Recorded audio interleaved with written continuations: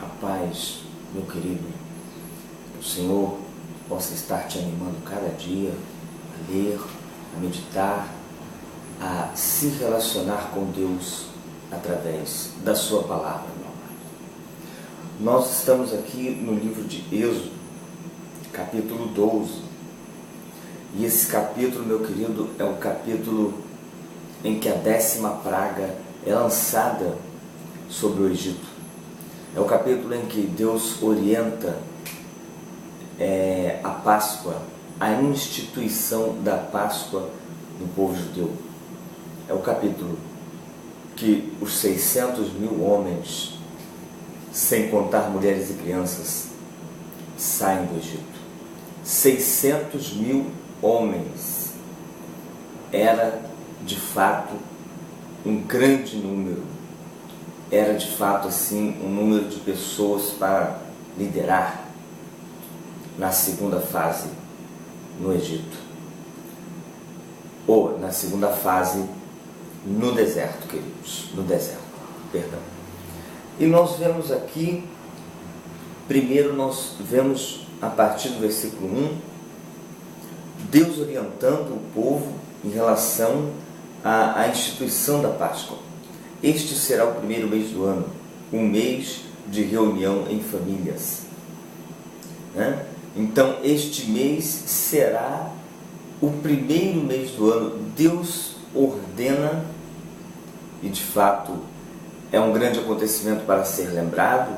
São 430 anos de escravidão. E Deus orienta para que o povo possa se lembrar disso perpetuamente. Eu quero destacar aqui, meus queridos, mais uma vez, Deus está falando de família, reunião em famílias, Mas se a família for pequena, para um cordeiro, então convidará ela o seu vizinho mais próximo, conforme o número de almas, conforme cada um puder comer, por aí calculareis quanto basta para o cordeiro. Então eu quero destacar para vocês esse fato importantíssimo, que na verdade Deus vem trabalhando desde Gênesis, e em toda a Bíblia nós vemos essa importante instituição, a instituição familiar. E aqui na orientação não só Deus quer que seja uma celebração em família, como Ele fala que se a família for pequena e não conseguir comer todo o novilho, todo o cordeiro, que convide um vizinho, a família vizinha. E assim ninguém ficará só, e assim ninguém ficará excluído. Olha a importância da família na organização da festa dos judeus, dos hebreus, na libertação. De fato, Deus orientava a organização de famílias. Queridos, o cordeiro, aqui no versículo 5, cordeiro será sem defeito, macho de 1 ano. Podereis tomar um cordeiro, um cabrito. Quando João Batista anuncia Jesus, ele fala: eis aí o Cordeiro de Deus que tira o pecado do mundo. Este cordeiro aqui, ele já é uma profecia do cordeiro que será Cristo. Este cordeiro é o cordeiro que será morto, que nas orientações aqui Deus diz para não quebrar seus ossos, assim como os ossos de Jesus não foram quebrados, que o seu sangue seja derramado e que seja passado nos umbrais das portas. Então este sangue será o sangue que irá identificar cada casa onde ali está reunida a família de Deus. E o anjo da morte, quando passasse, não iria matar nenhum dos seus primogênitos, mas em toda porta que não houvesse a marca do sangue, haveria a morte do primogênito. Nesse contexto você poderia me perguntar assim, mas os egípcios poderiam também fazer uma marca do sangue em sua porta. Mas eu respondo que não. Eles tinham nojo das ovelhas, eles tinham nojo do tipo de sacrifício que os judeus faziam. Eles tinham, na verdade, horror, distanciamento, estranhavam completamente o povo judeu, porque eles tinham um único Deus e os egípcios tinham muitos e muitos deuses. E o fato é que eles dificilmente não iriam topar uma coisa dessas. Mas, de qualquer maneira, há orientações aqui para o estrangeiro. Nenhum estrangeiro, né, iria comer. Deixa-me ver aqui. Estrangeiro, versículo 37. Nesta celebração, nenhum estrangeiro iria comer, a não ser aquele estrangeiro que resolvesse residir entre os judeus e se circuncidar. Então, apenas aquele que optasse aquele estilo de vida. Não é uma coisa religiosa, é algo para ser vivido. Então, meus queridos, nessa noite, naquela noite do sacrifício, na noite em que o sangue foi passado e aspergido pelas portas, o anjo passou, o anjo da morte, e houve um clamor, né? Aconteceu que à meia-noite feriu o Senhor todos os primogênitos na terra do Egito, desde o primogênito de Faraó, que se assentava no seu trono, até o primogênito do cativo que estava na enxovia, e todos os primogênitos dos animais. Todos os primogênitos morreram.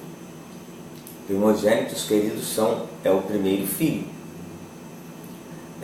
Apenas o primeiro filho da pessoa. Senão o próprio Faraó morreria, porque ele também era um primogênito, né? Seus pais não morreram, então a matança ia ser enorme.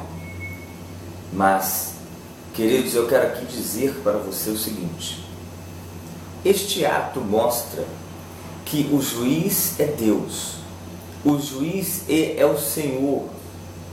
Você não tem que temer o que faz o homem, tem que temer a Deus, porque Deus é que é o juiz, é que é o futuro executor da sentença, a sentença da condenação eterna. Então, meu querido, que você possa se voltar para Deus, porque Deus tem um projeto, assim como Ele tinha aqui um projeto para o povo de Deus, de libertação, de uma nova vida, para celebrar um único Deus e para sair da idolatria. Deus hoje tem também para nós um projeto de formar um povo que celebrará o seu nome. Que você possa ouvir esta palavra, que o Espírito Santo venha falar ao seu coração. E eu quero aqui destacar, queridos, que novamente, aqui no versículo 37, assim partiram os filhos de Israel de Ramsés para Sucote, cerca de 600.000 a pé, somente, de homem, sem contar mulheres e crianças. Se nós contarmos para cada homem uma mulher, 1.200.000. Se contarmos mais uma criança, sabemos que as famílias tinham muito mais de um, será já 2 milhões, mais de 2 milhões, quase 2 milhões. Meus amados, é um imenso povo, é uma nação, um número enorme, ainda mais para aquele período. Eu creio que hoje 600.000 já é um grandíssimo número, enorme. Que Deus possa colocar no seu coração o entendimento disso, porque administrar 600.000 homens é tarefa para um grande líder naquele período, e hoje também, hoje ainda é. Ora, o tempo que os filhos de Israel habitaram no Egito foi de 430 anos. Queridos, olha, entraram pouco mais de 70 pessoas. E em 400 anos se multiplicaram para 1.800.000 no mínimo. Uma grande taxa de natalidade, se a gente pensar que era uma escravidão, a gente pensar que eram condições um pouco ruins, apesar de que o povo judeu ficou numa parte da terra boa, na terra de Gósen, lá no Egito, onde eles puderam ter a sua vida. Foi uma escravidão que até certo ponto houve um ligeiro respeito, porque em outros lugares a escravidão separa as famílias, se vende as pessoas, se coisifica, se transforma em mercadoria, como foi a moderna escravidão a partir do século XVI, exercido por Portugal principalmente, exercido por Portugal, que foi o país que nos colonizou. E o Brasil durante muito tempo foi um país escravista. Escravista e que coisificava e transformava em mercadoria e separava em famílias. Isso não aconteceu no Egito. Não aconteceu no Egito porque lá era outra sociedade.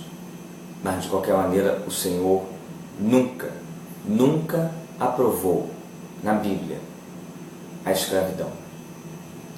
Na Bíblia existem histórias de escravidão, mas o Senhor nunca aprovou. Nós vamos estudar no deserto as leis do Senhor, e as suas leis eram sempre apontando para a libertação do escravo, para o bom tratamento do estrangeiro. Olha aqui o que Deus fala do estrangeiro. Porém, se algum estrangeiro se hospedar contigo e quiser celebrar a Páscoa do Senhor, seja-lhe circuncidado todo macho, então chegará, observará e será como natural da terra. Mas nem um circunciso comerá dela. Então, era necessário se circuncidar, né? Eu quero deixar aqui também, queridos, para você um importante ensinamento. Uma vez dentro da terra que o Senhor vos dará, como tem dito, observai este rito. Quando vossos filhos vos perguntarem que rito é este, Deus estabeleceu a festa da Páscoa. E esta festa da Páscoa tinha uma direção a ser seguida. As famílias, o cordeiro, todo aquele rito, toda aquela instrução. A criança iria perguntar, mas por que fazer isso? A criança pergunta muito. E aí eles deveriam responder: é porque o Senhor, né, é sacrifício da Páscoa ao Senhor, que passou por cima da casa dos filhos de Israel no Egito, quando feriu os egípcios e livrou as nossas casas. Meu amado,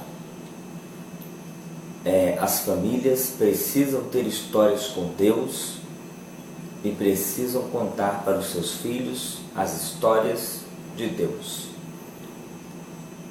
Que o Senhor possa cada dia nos direcionar, que nós possamos abrir o nosso coração para obedecer esse caminho, o caminho de retidão, o caminho de justiça, o caminho de viver em famílias, o caminho de passar para os filhos toda a educação que o Senhor quer que nós passemos. Que o Senhor possa te abençoar tremendamente.